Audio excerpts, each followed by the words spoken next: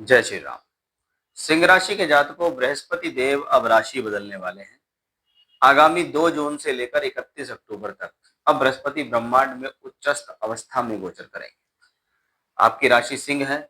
आपकी राशि से 12वें घर के अंदर अब बृहस्पति उच्च के हो जाएंगे। इसका आपके जीवन पर क्या प्रभाव होगा? क्योंकि 2 जून से 31 अक्टूबर तक बृहस्पति 12वें घर में उच्च के रहेंगे। इस दौरान वो अस्त भी होंगे। इस दौरान वो 3 नक्षत्र पुनर्वसु, पुष्य और अश्लेषा, इन नक्षत्रों में भी गोचर करेंगे। तो उसका पूर्ण फल आपके जीवन में क्या होगा, आइए इसको विस्तार से जानते हैं। सबसे पहले, गोचर के नियमों में शास्त्र क्या कहता है? शास्त्र कहता है कि जब भी हम किसी ग्रह का गोचर देख रहे हैं तो हमें सबसे पहले ये देखना चाहिए कि भाई आपकी जन्म पत्रिका के अंदर उस ग्रह की स्थिति कैसी है। हम बात कर रहे हैं गुरु के गोचर की, कि गुरु ब्रह्मांड में उच्च के हो रहे हैं। तो क्या उच्च के ऊपर हमें वो पूर्ण फल मिलेगा या नहीं मिलेगा? ये सबसे पहले निर्भर करता है आपकी कुंडली पर। कि आपके पास अगर आपकी कुंडली है, उसके अंदर किसी ज्योतिषी ने आपको देखकर कहा कि भाई आपका बृहस्पति अच्छा है, तो हम क्या कहेंगे? भाई गोचर में भी अच्छा आ रहा है, सोने पे सुहागा, बहुत बढ़िया। आपकी पत्रिका के अंदर बृहस्पति अच्छा नहीं है, तो हम क्या कहेंगे? भाई गोचर में गुरु अच्छा हो रहा है, तो आपके लिए एवरेज फल है। तो ये सबसे पहला एक रूल है कि कुंडली में अच्छा है या नहीं है। अब कोई कहे जी मेरे पास तो अपनी पत्रिका ही नहीं है, मैं जानता ही नहीं मेरा बृहस्पति कैसा है, तो मैं कैसे बताऊं? फिर आप जो गोचर के फल हम आपको बता रहे हैं, सिर्फ आप उसी को मान सकते हैं। लेकिन सिर्फ गोचर के फलों को पूर्ण फल मानना गलत है। कि आपने कहा था गुरु उच्च का होने वाला है और ऐसा मेरे जीवन में हो जाएगा, ऐसा तो कुछ हुआ नहीं। इसका जवाब आपके पास अब स्वयं है कि भाई मैं तो उतना ही समझ पाऊंगा क्योंकि जितना मेरे पास है। मेरे पास मेरी कुंडली भी है, मैंने गुरु को देख लिया, ज्योतिषी ने बता दिया देख के कि भाई आपका बृहस्पति बहुत अच्छा है। तो आप उस दौरान वो समय में वो गोचर आपको सपोर्ट करेगा। क्योंकि कोई भी चीज 3 चीजों पे चलती है: फल, दशा और गोचर। फल मतलब कुंडली में गुरु कैसा, दशा मतलब क्या गुरु की दशा आपको आ गई है, तीसरा मतलब गोचर, कि गोचर कैसा है। तो मैं आपको सिर्फ गोचर की जानकारी दे रहा हूँ क्योंकि पूरे संसार में या हमारे भारतवर्ष में तो करोड़ों लाखों लोग रह रहे हैं। मेरे पास सबकी जन्म पत्रिका तो है नहीं, लेकिन मुझे गोचर की जानकारी है। वो जानकारी मैं आपको यहाँ दे रहा हूँ। तो बृहस्पति अब आपकी राशि का परम मित्र ग्रह भी है। वो परम मित्र ग्रह 12वें घर में उच्च का हो रहा है। वो 5वें घर, 8वें घर का स्वामी है, 12वें घर में बैठा है। कोई ग्रह उच्च का हो गया, अब धन कारक ग्रह उच्च का हो गया। कहाँ हुआ उच्च का? 12वें घर में। तो 12वें घर के गुण ग्रहण करेगा। अब अगर 12वां घर दूरी है, यात्रा है, खर्च है और हानि है, और वो ग्रह वहां उच्च का हुआ, तो उसका स्तर भी अच्छा होगा। इस दौरान आप कोई बड़े खर्च के लिए रेडी रहिए, क्योंकि ये प्लेनेट आपके किसी प्रकार के बड़े खर्च की तरफ इशारा करता है। या तो इस दौरान ये बहुत ज्यादा ट्रैवलिंग आपसे कराएगा, ट्रैवलिंग पे बहुत खर्च होगा। विदेश यात्रा करा सकता है, दूर स्थान पर ले जाएगा आपको, कोई धार्मिक कार्य है, कोई धार्मिक यात्रा, कोई तीर्थ यात्रा, कोई हवाई यात्रा, कोई विदेश यात्रा, इस पर खर्च कराने में ये ग्रह सक्षम है। क्योंकि ये अष्टम का स्वामी होकर 12वें घर पर अष्टम को देखता है, तो रिसर्च और शोध के कार्यों के लिए शुभ है। पैतृक संपत्ति से संबंधित कार्यों के लिए शुभ है। बहुत बार पैतृक संपत्ति को प्राप्त करने के लिए कभी कभी कोई कोर्ट कचहरी का सहारा लेना पड़ता है, लेकिन इस दौरान वो एक्शन लिया जा सकता है, उसमें सफलता मिलेगी। ये बृहस्पति पंचमेश होके 12वें घर में हो चुका है। तो बहुत बार क्या, शिक्षा करने के लिए बाहर जाना, एजुकेशन करने के लिए घर से दूर जाना या विदेश जाना, या आपकी संतान भी घर से दूर जाकर पढ़ रही है या विदेश जा रही है, उस पर आपका खर्च हो रहा है, ये भी इस उच्च के बृहस्पति से समझें। पंचम भाव पर पड़ रही बृहस्पति की दृष्टि कहती है ये समय एक अच्छा है कि अगर आपके पास पैसा है तो आप अपने पैसे को प्रॉपर्टी में इन्वेस्टमेंट करो। इस दौरान प्रॉपर्टी में किया गया इन्वेस्ट आपके लिए सुखद रहेगा। आप उसको सेल परचेज करके पैसा कमा सकते हैं। आप अपने शत्रुओं पर भी हावी हो सकते हैं। आप अपनी बुद्धि, ज्ञान और योग्यता से शत्रु पक्ष को हरा सकते हैं। ये एक मोटे तौर पर बृहस्पति का फल है। 12वें घर में वो उच्च का हुआ, खान पान का विशेष ध्यान रखें, अन्यथा आप अपनी खराब दिनचर्या की वजह से थायराइड, लीवर, कोलेस्ट्रॉल और डायबिटीज जैसे रोगों को पाल सकते हैं।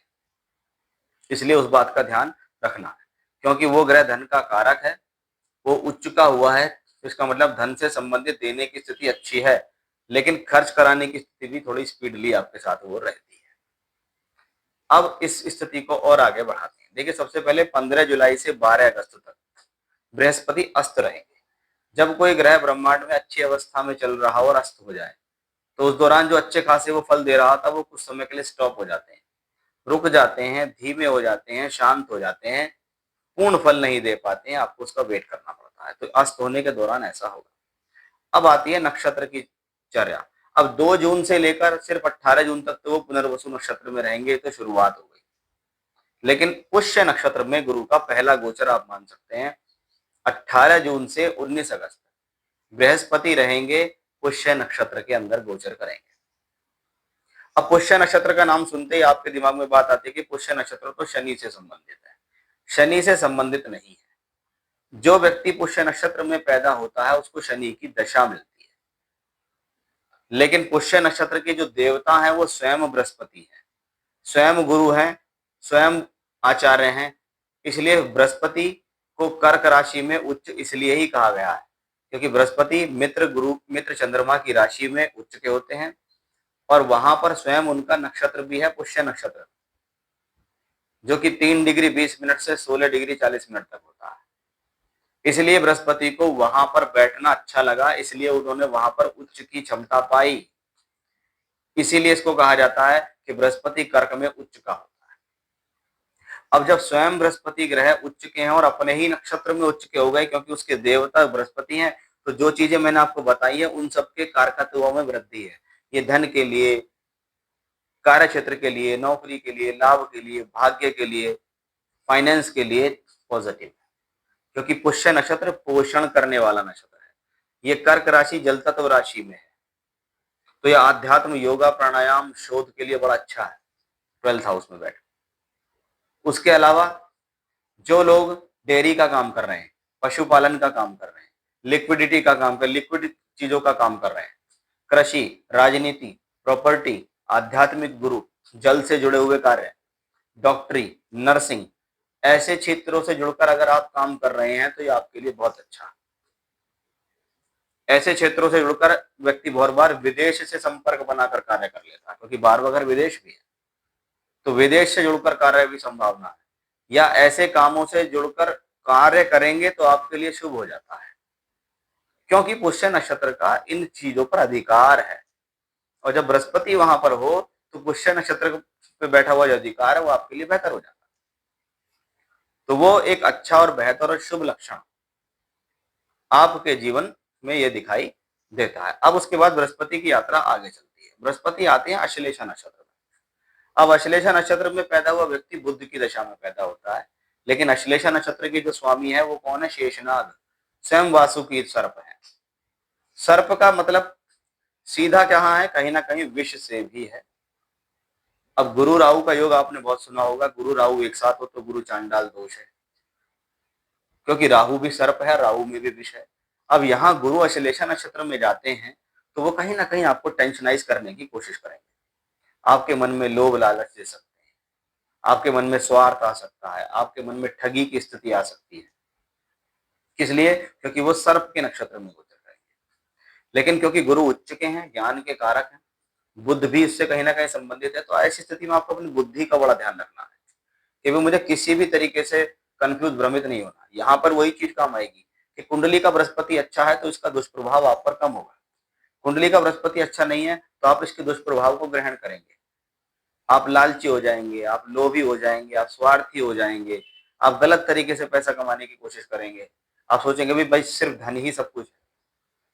तो ऐसी स्थिति में व्यक्ति बहुत बार क्या है, चोरी चकारी से पैसा कमाता है, ठगी से, लालची से, तंत्र से, आडंबर से, ऐसे मादक पदार्थों से पैसा कमाना शुरू कर देता है। अब आप अपनी स्थिति को संभाल लेते हैं तो अश्लेषा नक्षत्र के कुछ शुभ प्रभाव भी हैं, जैसे व्यापार, वस्त्र से संबंधित काम, नर्सिंग, डॉक्टरी, कलाकार, पत्रकार, लेखक, ये सब अश्लेषा नक्षत्र के अंदर ही आते हैं। डिपेंड करता है शुभ और अशुभ प्रभाव पे कि आपको ग्रहण कौन सा करना है। तो इस बात का इस गोचर में आपको यहाँ ध्यान रखना होगा। तो बृहस्पति उच्च के होंगे तो क्या देंगे, नक्षत्रों में गोचर करेंगे तो क्या देंगे, अस्त होंगे तो क्या देंगे, ये 2 जून से लेके 31 अक्टूबर के बीच में घटना घटेगी, जिसके बारे में मैंने आपको जानकारी यहाँ दी है। जय श्री राम।